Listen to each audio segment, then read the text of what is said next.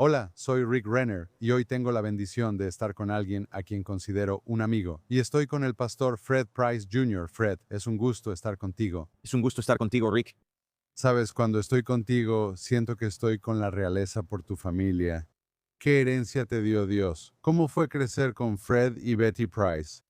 En general, fue bastante fácil porque mis padres no me pusieron ninguna presión ministerial. Recibí más de eso de la iglesia local. Mi papá era un hombre común, mi mamá era una mujer común. Grandes padres me criaron en la palabra, los vi vivir conforme a la palabra. Y sabía, por supuesto, que el ministerio era parte de nuestra vida, pero fuera de eso, fue una gran experiencia. ¿Cuándo te diste cuenta de quién era tu papá?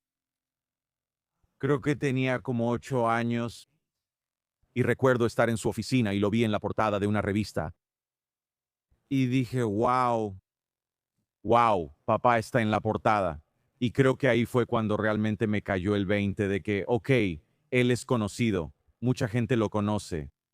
Y bueno, el ministerio era grande, pero al mismo tiempo para mí era pequeño porque crecí en él. Pero creo que ese momento de la portada de la revista fue cuando me di cuenta de que, ok, papá es alguien importante. La primera vez que vi a tu papá, yo era un adolescente y estaba asistiendo a una reunión de Kenneth Hagin en Tulsa, y tu papá dio un testimonio. Él venía de California. Creo que él era de la Alianza Cristiana y Misionera, ¿verdad? Sí. Y él había conseguido algo del material de Kenneth Hagin y tenía un tumor o algo en el pecho que desapareció. Recuerdo ese testimonio como si lo hubiera escuchado ayer. Sí. Bueno, quiero darte las gracias por lo que haces. Te quiero. Quiero a tu esposa Ángel, a tu madre, a toda tu familia, a tus hijos. Y creo que lo que has hecho en Crenshaw es simplemente increíble. Y estoy orgulloso de ti, Fred. Muchas gracias. Y nosotros también te queremos. Bueno, estoy orgulloso de que seas mi amigo, absolutamente. Y has escrito un libro maravilloso que ahora tiene un nuevo nombre. Sí, y el nuevo nombre es... Ángeles, demonios y la batalla por el alma humana, anteriormente conocido como Detrás de la escena visto. Nadie habla de ese título mejor que tú. Am, y está revisado y ampliado. Tiene mucho material nuevo, incluso algo de material extra que potencialmente habla de libros que vendrán. Así que estoy muy emocionado por eso. Y de hecho yo escribí el prólogo, tú escribiste el prólogo. Y quiero decirte algo. Este fue un libro que leí de principio a fin, no una vez, sino 2 veces. Y para que un libro me cautive realmente tiene que ser bueno. Así que cuando empecé a leer el libro de Fred, desde la primera página hasta el final, él se atreve a ir a donde pocos se atreven. Él hace las preguntas que la mayoría de la gente quiere hacer pero tiene miedo de hacer. Y es simplemente un libro cautivador, diría yo, fascinante. Y es uno de esos libros que me hubiera gustado haber escrito. Así de bueno es, simplemente me atrapó, me nutrió. Y eres realmente inteligente. Quiero decir, Fred, cuando leí ese libro, pensé que eres realmente talentoso. Lo eres. Eso significa mucho viniendo de ti. ¿Cuál es tu parte favorita de tu libro? Creo que el capítulo 4 sobre los Nefilim, esa probablemente es mi parte favorita. Y hay otros capítulos que le hacen competencia, pero a donde el Espíritu de Dios me llevó en ese capítulo, especialmente en la versión revisada, simplemente estoy asombrado of el conocimiento, estoy asombrado de lo que no sé basado en lo poco que sí sé. Simplemente sí, ese es mi favorito. Eso es verdadera sabiduría. ¿Qué te hizo escribir este libro? Así que allá por 2004 recuerdo haberme topado con los escritos de un hombre llamado Clarence Larkin. Y él escribió sobre el mundo espiritual y la verdad dispensacional, y fue la primera vez que leí información detallada sobre Génesis 6 versículos del 1 al 4. Él fue un escritor muy notable. ¿Sí? Y leí lo que escribió. Habló sobre demonios de una manera que nunca había escuchado antes, haciendo distinciones claras entre demonios y ángeles. Y dije, wow, ¿qué es esto? Era un poco nerd porque me gustaba la información, la ciencia, me encanta ese tipo de cosas. Y entonces, al estar expuesto a sus escritos y enseñanzas, eso me inspiró a dar una enseñanza sobre el tema del infierno. Y para mí, una vez que hice eso, quiero decir, la puerta se abrió. Entonces, ¿cuál es tu postura sobre el infierno? El infierno es más matizado de lo que pensamos. Solía pensar que era solo una ubicación o un compartimento en este lugar llamado infierno, que era la antítesis del cielo. Y luego me encontré con diferentes palabras griegas para infierno. Y dije, bueno, ¿qué sentido tiene esto? ¿Qué significa esto? Luego, al aprender que hay diferentes, se podría decir, compartimentos o ubicaciones geográficas en el corazón de la Tierra, diferentes uh, pr- uh, secciones de prisión que retienen. Entonces, ¿crees que el infierno está en el corazón de la tierra? Sí, basado en lo que Jesús dijo. Yo también lo creo. Sí. Sí. Así como Jonás estuvo en el vientre. Y creo que Jonás tuvo una experiencia en el infierno cuando estuvo en el vientre del monstruo porque tiene estos momentos en los que está en el cuerpo. Luego, cuando lees otra descripción, parece que está fuera de su cuerpo, y él incluso clamó desde el vientre del Seol o del infierno, clamé. Y así, que Jesús mencione específicamente a Jonás y sus 3 días y 3 noches, y luego diga que el Hijo del Hombre estará en el corazón de la tierra 3 días y 3 noches. Y la Biblia dice que antes de ascender, descendió. Así que hay muchas escrituras que apuntan a que predicó a los espíritus en prisión. O sea, podríamos seguir y seguir.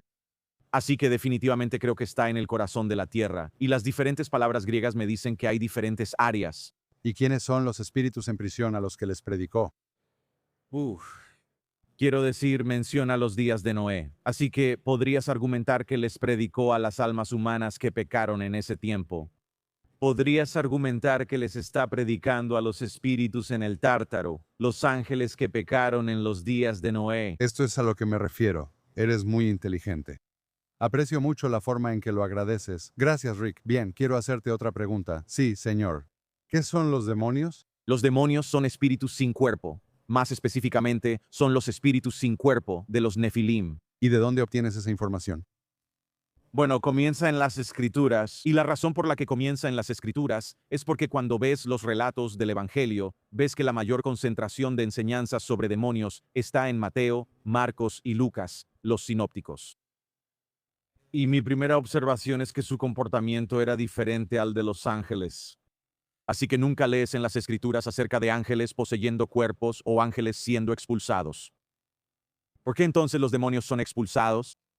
Se ha asumido que son ángeles caídos, pero si son ángeles caídos deberían operar de la misma manera que los ángeles buenos. Y los ángeles buenos parecen manifestarse en sus propios cuerpos, como vemos a los ángeles en Génesis 19 con quienes Lot se encontró. Por supuesto, Hebreos 13 dice que algunos han hospedado ángeles sin saberlo. Entonces, ¿cómo es que los hemos hospedado sin darnos cuenta? Bueno, los ángeles pueden asumir la forma de humanos. Los demonios, por otro lado, son un poco diferentes. De nuevo son expulsados. Poseen. ¿Por qué poseen? Poseen porque no tienen cuerpos. Y de hecho fue Clarence Larkin la primera vez que leí que los demonios eran los espíritus sin cuerpo de los gigantes. Y tiene todo el sentido del mundo porque los gigantes son híbridos. Son mitad celestiales y mitad terrenales. Y la realidad es que son aberraciones que nunca debieron haber sido creadas, pero fueron creadas. Y con esa naturaleza mitad celestial y mitad terrenal, ¿qué pasa cuando los gigantes mueren? Quiero decir, no hay un plan de redención para ellos, pero tampoco había un plan de castigo específico establecido para ellos. Creo que serán castigados más adelante en el lago de fuego. Bien, hay muchos demonios. Sí. Entonces, si son los espíritus desencarnados de los Nefilim, ¿cuántos Nefilim había? Bueno, sabemos que al menos los Nefilim se estuvieron produciendo durante 120 años como mínimo. Y sabemos cuán fértiles eran las mujeres en esa época y con qué frecuencia se engendraban hijos y nacían personas. Así que si miras ese periodo de 120 años que algunos creen que Dios estaba limitando la vida del hombre, en otras palabras, que no viviría más de 120 años, pero en realidad no era eso. De eso no se trata. Sí, son 120 años de tiempo para hacerlo bien porque Dios no quiere, Dios no desea que nadie perezca. Y así por su gracia da mucho tiempo para arrepentirse y alejarse del pecado. Yo creo que podemos vivir 120 años o más, Estoy de acuerdo, o más, estoy de acuerdo. pero ese versículo en particular no hablaba de longevidad física. En realidad, Dios estaba diciendo, les voy a dar 120 años para rectificar esta situación. Y no lo hicieron, y no lo hicieron, y no lo hicieron. Sí, y tienes razón, eran muy fértiles. ¿Sabes? La gente piensa que antes del diluvio solo había, ya sabes, quizá unos pocos miles de personas. Había millones y millones de personas en la época del diluvio y la mayoría de ellos estaban corrompidos, estaban infectados por esta cosa horrible que ocurrió. Y entonces quiero decir, había todo un valle. Y luego volvió a ocurrir después del diluvio. Y volvió a ocurrir después del diluvio. Eso es muy interesante, absolutamente. Y también habrían quedado sin cuerpo cuando murieron. Absolutamente. Cualquier gigante que muriera se convertiría en un espíritu sin cuerpo. Y si observas el comportamiento de los demonios, realmente es el comportamiento de los Nefilim. Así es, son saqueadores, son violadores, son devoradores. Sí, realmente es el comportamiento de los Nefilim, absolutamente. Eres tan brillante. Bien, ¿cuál es la siguiente parte de tu libro que más te gusta? Probablemente después de eso es el capítulo 6 donde hablo sobre los alienígenas. Y sé que los alienígenas y la iglesia parece que no van juntos, pero en realidad sí van. Encaja perfectamente. Y realmente he disfrutado mucho estudiar el tema de los ovnis. Y ahora, por supuesto, tenemos la palabra o el término Fanny ahora. Pero en realidad, Fanny amplía el concepto de ovnis Así es. y por eso incluye otros fenómenos. ¿Sigues alguna de las enseñanzas o escritos de Lamar Sully? Absolutamente, es brillante. Es brillante. Tuve la oportunidad de entrevistarlo en mi podcast. Fue mi episodio favorito. Y sí, o sea, ahora tengo todo su material, pero ya sabía de él desde antes. Y sí, él es una autoridad en el tema. Entonces, hermano Fred, ¿de verdad crees en estos ovnis, fenómenos aéreos no identificados, todas estas cosas? ¿Crees que algunos de ellos son reales? Absolutamente. ¿Qué son? Absolutamente. Así que creo que el primer lugar al que podemos ir en las escrituras para obtener una respuesta sobre lo que la gente dice que está viendo. Pilotos militares que se están encontrando con eso, que están teniendo encuentros con um, a- a- misterios aéreos, naves que se mueven y navegan en un patrón y de una manera que ninguna aeronave de la Tierra puede moverse. Incluso esta semana un expresidente de los Estados Unidos dijo que son reales. Sí, ¿viste eso? Sí lo vi, sí lo vi. Entonces, ¿qué son? Creo que principalmente son las ruedas de Ezequiel. Entonces, en el capítulo 1 de Ezequiel, él describe 4 criaturas aladas con 4 rostros que más adelante identifica como querubines. Y curiosamente están en grupos de 4. Y luego dice que junto a ellos había ruedas, y en hebreo a menudo está en plural. Y la forma en que describe estas ruedas dice que están cubiertas de ojos, iluminadas con fuego y llamas. Son ruedas dentro de ruedas, y luego Ezequiel describe su patrón y su movimiento. Y es exactamente lo que la gente describe cuando dice que se encontró con objetos voladores no identificados. Entonces estás diciendo que Ezequiel vio ovnis, Fanny. Absolutamente. ¿Está bien? Claro que sí, y de hecho yo diría que los extraterrestres son reales, pero no son lo que la gente piensa. ¿Qué son? Son criaturas celestiales. Entonces hay una película famosa llamada ET, el extraterrestre, y extraterrestre significa más allá de la tierra, firme más allá de la tierra. Bueno, Pablo en 1 Corintios 15 dice que hay un cuerpo natural y un cuerpo espiritual, y luego dice que hay cuerpos celestiales y hay cuerpos terrenales. Bueno, tú y yo, nuestros espíritus están alojados en cuerpos terrenales. ¿Cuáles son los cuerpos celestiales? Bueno, eso sería toda la hueste celestial. Y la hueste celestial está compuesta por muchas criaturas diferentes. Es como si miras en el mar, ¿cuántos tipos de peces hay? Ay, Dios mío. Bueno, entonces, ¿cuántos tipos de seres hay en el reino espiritual en el cosmos? Quiero decir, simplemente sería absolutamente asombroso. Pero, ¿son buenos o son malos? Algunos son buenos, algunos son malos. Quiero decir, sabemos que el dragón tiene influencia sobre una tercera parte.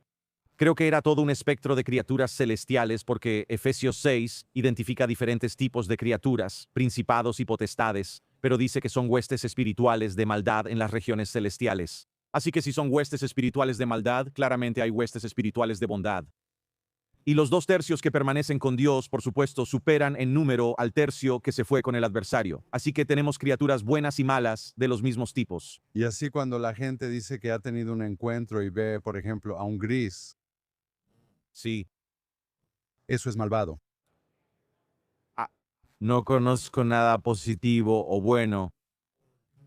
Parece que siempre viene acompañado de miedo. Sí, sí. Así que los grises o algunos han visto a los verdes. Algunos han visto seres reptilianos que podemos conectar con la semilla de la serpiente. Esos encuentros, creo, serían predominantemente malignos. Y por supuesto, ¿Qué sienten y experimentan las personas cuando tienen estos encuentros? Si hay paz, entonces te estás encontrando con algo bueno. Y ya lo mencioné antes, pero hay una diferencia entre lo que es malévolo y lo que es benévolo. Y el nombre de Jesús lo revelará porque hay poder en el nombre de Jesús. Si hay una diferencia entre una criatura que desea atención y una que la evita, eso es clave. Una criatura que se manifiesta y dice, no temas, dirigiendo la adoración o la atención a Dios en lugar de recibirla para sí misma. Estas son formas en las que puedes distinguir entre lo bueno y lo malo. Y entonces, ¿qué crees que es el propósito de sus manifestaciones en estos días? Creo que todo está conectado con el fin de los tiempos, que por supuesto es donde estamos. Quiero decir, estamos más cerca del final que los apóstoles en las Escrituras. Y aún así, ellos tuvieron encuentros. ¿Sabes por qué tuvieron encuentros? Porque hubo, podríamos usar la palabra, arrebatamientos que ocurrieron en los días de la iglesia primitiva con los evangelistas, los maestros, los apóstoles y los profetas. Entonces, ¿crees que son extraterrestres o que son interdimensionales? Creo que ambos. Creo que ambos. Me gusta hablar contigo. Tendrían que ser ambos porque sabemos que el reino espiritual es otra dimensión. Es el mundo real detrás del mundo visible. Así que pueden moverse entre los reinos. Pero Dios es un Dios que da permiso y establece orden. Así que si una criatura espiritual que podemos ver en el reino espiritual quiere interactuar con uno de nosotros en este reino, entonces tendría que ponerse un traje terrenal. Tendrían que asumir la forma de un humano, lo cual vemos que sucede en las Escrituras. Pero, por supuesto, la Biblia también describe muchas criaturas diferentes en su verdadera forma, que es, creo yo, lo que veríamos si echáramos un vistazo detrás del velo. Así que si yo viera a un serafín detrás del velo, vería una criatura que tiene 6 alas, completamente cubierta de ojos y que tiene el rostro de un hombre, un águila, un buey o un león. Y vaya, eso sí que sería impactante. Pero para que cualquiera de esas criaturas venga a este reino y tenga contacto con nosotros, Tendrían que adoptar una forma diferente. tendrían que adoptar una forma diferente. Me parece que el velo entre este reino y el siguiente se está volviendo cada vez más delgado. Absolutamente. Así es. En Lucas 21:11 Jesús dijo que una de las señales del fin de los tiempos es que habrá visiones aterradoras y cosas que vendrán del cielo. Sí. Y visiones aterradoras es la palabra griega phobotron. Realmente significa monstruos. Esa es la única manera en que realmente puedes traducir esa palabra. Así que vamos a ver monstruos y vamos a ver cosas que vienen del cielo. Y ahora tenemos estas audiencias en el Congreso y el Senado donde la gente realmente está describiendo todas estas cosas. Me gusta mucho ese capítulo de tu libro, sí. También me gusta el capítulo de tu libro donde hablas de todo tipo de idolatría, todos los diferentes dioses. Y Fred, todos tenían sus raíces en una experiencia real. Absolutamente. Los pueblos antiguos no eran simplemente gente de imaginación desbordada. Tenían un recuerdo de un acontecimiento antiguo. Y pensé que cubriste eso muy bien en tu libro. Sí, Ese recuerdo se remonta a los días de Nimrod. así es. Y Nimrod tenía acceso a la tecnología de los vigilantes, Así es. porque esa es la única manera en que vas a construir una torre para asaltar el cielo. Y eso era un portal intradimensional porque no hay manera de que pudieras construir una torre real. Quiero decir, todavía la estarían construyendo ahora mismo, y nunca llegarían al cielo, especialmente con el universo expandiéndose constantemente. Correcto. Así que el universo tendría ventaja.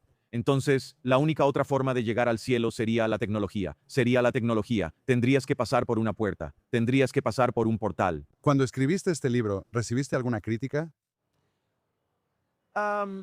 Un poco, porque definitivamente no es común que alguien del ámbito de la palabra de fe dentro del cuerpo de Cristo toque este tema.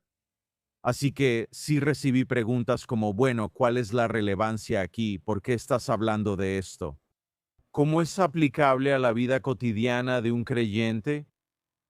Quiero decir, y esa es una respuesta fácil porque, número uno, todos los creyentes deberían estar preparados para los ataques del enemigo, sean cuales sean, incluso si no sabemos cuáles son, deberíamos estar preparados. De nuevo, vemos a los apóstoles, vemos a los profetas teniendo experiencias sobrenaturales en la Biblia. ¿Por qué pensaríamos que no seríamos candidatos para una experiencia sobrenatural? Muy bien, nuestro tiempo casi se acaba. Tengo una pregunta más. Sí, señor. Si hubiera una gran divulgación oficial, ya sabes, recientemente salió un video, un documental sobre una divulgación oficial. Bueno, digamos que realmente hubo una gran divulgación oficial de que estas cosas eran reales. Está verificado, el gobierno lo ha comprobado. ¿Cuál sería el efecto en los cristianos? Creo que en este momento habría mucho miedo debido a la falta de preparación, porque desafortunadamente muchos creyentes piensan que estas cosas son fantasía. Lo ponen en la categoría de ficción, cuento de hadas, mito y leyenda. Pero ¿por qué lo harían cuando aquello de lo que depende nuestra fe es algo que podrías leer en un libro de ficción? Un nacimiento virginal, un espíritu que viene sobre una mujer, y dando a luz a un hacedor de maravillas, un hacedor de milagros que derrotaría a la muerte y resucitaría. Quiero decir, hay tantas cosas en las escrituras que los creyentes aceptan que un no creyente diría, ¿tú crees eso? Eso suena como fantasía. Así que no entiendo por qué los creyentes de hoy, con todas las cosas sobrenaturales en las que sí creen, ¿por qué no pueden creer en la totalidad de Génesis a Apocalipsis y en todo lo que enseña sobre lo sobrenatural? Así que, desafortunadamente, muchos creyentes, porque no están preparados ahora, habría tanto asombro e impacto que no sabrían qué hacer con esa información. Y creo que estamos leyendo más sobre esto porque, de nuevo, cada segundo nos acerca un segundo más a la venida del Señor. Bueno, creo que es importante que abordemos este tema porque va a haber algún tipo de divulgación, absolutamente. Y los cristianos necesitan estar preparados y necesitan personas como tú y necesitan personas como yo que estén dispuestas a abordar estas cosas. Pero quiero darte las gracias por permitirme escribir el prólogo de tu libro. Oh, Por supuesto, no lo habría hecho de otra manera. te amo, Fred, yo también te amo. Amo a tu preciosa esposa. Y quiero decirte que necesitas conseguir una copia de su libro, que es Ángeles, Demonios y la batalla por el alma. Ese es el nuevo nombre. Y te prometo que cuando empieces a leer este libro no vas a querer dejarlo. Lo leí de una sola vez, 2 veces. Quiero decir, es cautivador desde la primera página hasta el final. Y eres un muy buen escritor. Gracias. De verdad está muy bien escrito. Gracias. Pero quiero darte las gracias por estar conmigo, por supuesto, y quiero que te renueves.